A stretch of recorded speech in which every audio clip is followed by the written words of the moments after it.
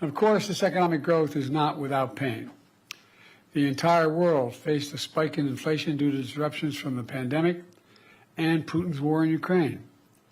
We acted quickly to get inflation down with the help of Republicans and Democrats. Inflation came down to pre-pandemic levels. Wages have increased, but still too many working and middle-class families struggle with high prices for housing and groceries and the daily needs of life. Okay, so that's not entirely accurate. For more, let's bring in former Georgia Congressman Jack Kingston, Republican strategist Bobby Eberle. Great to have you guys on this morning. So, Jack, the new inflation rate set to come out today, but no, we are not at pre-pandemic numbers just yet. What do you make of Biden's comments? You know, I was sitting there listening to him. I was thinking, why don't you just go ahead and permit the Keystone Pipeline and all the other oil and gas operations that you did not permit for the last 3.5 years? If you want to do something to help the American people, that would be an immediate infusion of things. Why don't you cut the regulatory burdens that are really just smothering every big business, small business, and everything in between? That's what has killed the economy, I think, is the regulatory uncertainty and the burdens of new regulations and then not permitting energy development domestically. That would make a huge change for American consumers. And, you know, I was an economics major. I understand supply chain, but he has done everything he can to make the cost of production a lot higher. And that's what caused the inflation. Yes, he has. Bobby, Biden doubled down on calling our economy strong. Take a listen. Next month, my administration will end and a new administration will begin. Most economists agree the new administration is going to inherit a fairly strong economy, at least at the moment.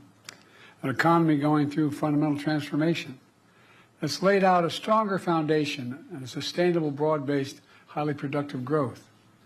And it's my profound hope that the new administration will preserve and build on this progress. Like most great economic developments, this one is neither red nor blue. And America's progress is everyone's progress. All right, Bob, he also urged Trump not to essentially mess with it. Don't do anything. We're on a good path. I certainly hope he does mess with it because I'm still paying a lot at the grocery store. My bills are still high. Interest rates are still high. We as a country are still spending more than we have. Yeah, it's amazing listening to those. This is the first time I've seen these clips, and I'm just stunned because of the things that he'll say. I mean, his Inflation Reduction Act was admittedly nothing to do with inflation reduction. If everyone recalls that, it was his Green New Deal bill. And even now, just the talk of Trump coming into office is spurring the economy. He's putting out policies that will jumpstart this economy and get it roaring like it was before. We're not at pre-pandemic levels for inflation, and his spending habits are what drove up inflation in the first place, along with, as Jack said, regulations and permitting on Keystone Pipeline. When you stifle American energy, you stifle the economy in general. And Biden is just lost with what he is saying there, which is typical of Biden. But wow, I mean, we're about to get the economy really going again, and everyone will see. And Jack, these are the days where he's trying to shape his legacy, right? He has about 40 days left of his presidency. This was not a great speech. What I heard was him jumping back and forth between saying things like, well, it's a bad economy. That's because of the pandemic and Putin. But wait, it's a really strong economy. We're doing great things. Let's keep things just how we are. This speech was not the best. And I don't really think that anything came from this. I left thinking, so what are we? Are we good? Are we bad? What should we do? Should we do nothing? Should we put more taxes? It was all over the place.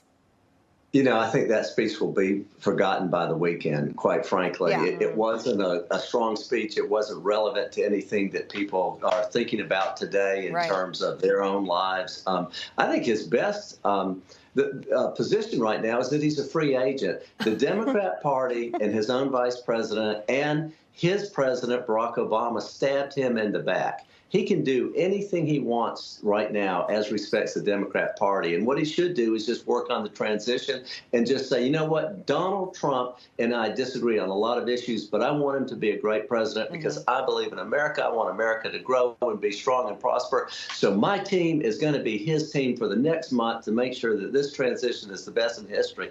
And he can start rebuilding his legacy in a positive way, the same way Jimmy Carter did with Habitat for Humanity. Carter did not try to reframe his presidency. He tried to say, look at me as a president. We're going to do good things together as Americans. And I think that's why Jimmy Carter had a comeback. And Joe Biden needs to follow that model. Yeah, he's got a couple weeks, Bobby. Do you think he'll do that? How do you think his legacy will go? Well, I mean, he could turn things around as far as this, and that is think outside the box, as Jack said, and have some fun. I mean, do an honorable gesture like pardon Trump.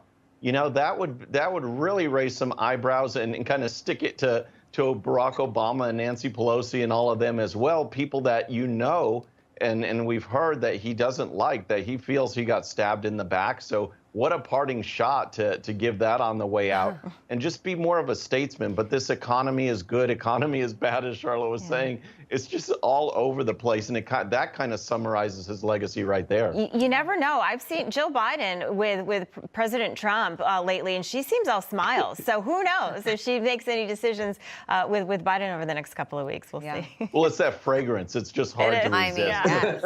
I'm dying to smell it. I mean, I haven't purchased it because it's $200, but I would like to know. Yeah, the fragrance that smells photograph is just about as iconic as the one holding up his fist and saying, fight, fight, fight. Absolutely. Everybody loves that photo. It should be a Christmas card for both of them. Love it. Jack, Bobby, thank you guys so much. Thanks a lot.